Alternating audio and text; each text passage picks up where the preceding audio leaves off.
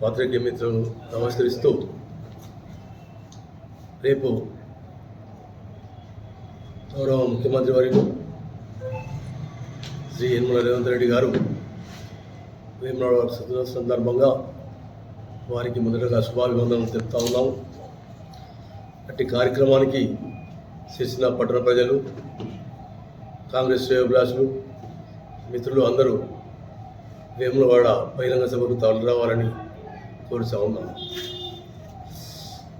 నిన్న ప్రెస్ మీట్లో కొందరు మాట్లాడిన తీరు అసలు వారికి వారు మాట్లాడేది అర్థమవుతుందా తెలియడం లేదు. గత 9.5 సంవత్సరాల నుంచి అధికారంలో ఉన్నటువంటి పార్టీ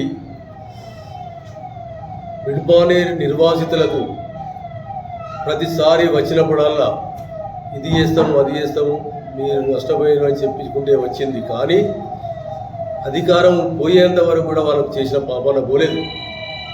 అదే మా యొక్క ముఖ్యమంత్రి వర్యులు వారు రాష్ట్ర కాంగ్రెస్ అధ్యక్షులుగా ఉన్న తరుణంలో పాదయాత్రకు వచ్చిన సందర్భంలో భూ నిర్వాసితుల యొక్క కష్ట సుఖాలు తెలుసుకొని వారికి మన ప్రభుత్వం వచ్చిన తర్వాత తగిన న్యాయం చేస్తామని చెప్పడం జరిగింది.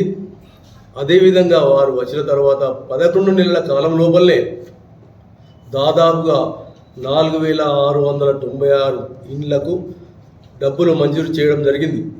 అట్టి దాదాపు 2,34,80,000 రూపాయలను ఒకేసారి జీవో విడుదల చేయడం జరిగింది. అది వారికి కనిపించడం లేదు.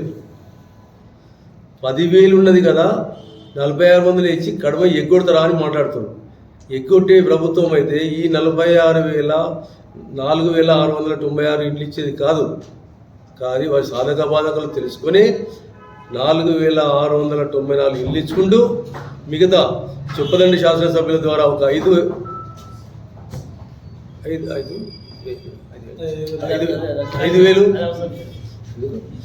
మరియు సిరిసిల్ల కాన్స్టిట్యున్సీ నుండి కేకే మహేందర్ రెడ్డి గారి ద్వారా ఒక 5,000, అలాగే మానకొండ శాసనసభ్యులు శ్రీ కవ్వంపల్లి సత్యనారాయణ గారి ద్వారా ఒక 5,000, అవి ఒక దాదాపు 75 కోట్ల రూపాయలతో కూడా 1,500 ఇల్లు ఇవ్వడానికి నిర్ణయించినటువంటి మా ప్రభుత్వము మీరు హామీలు నెరవేర్చలేదనుకుంటూ బూటకములు మాట్లాడుతుంటూ మనిషి ముఖ్యమంత్రి అనేది కూడా చూడకుండా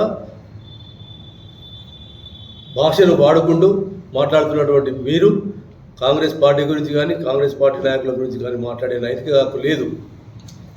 ఈ రోజు రేపు వస్తున్న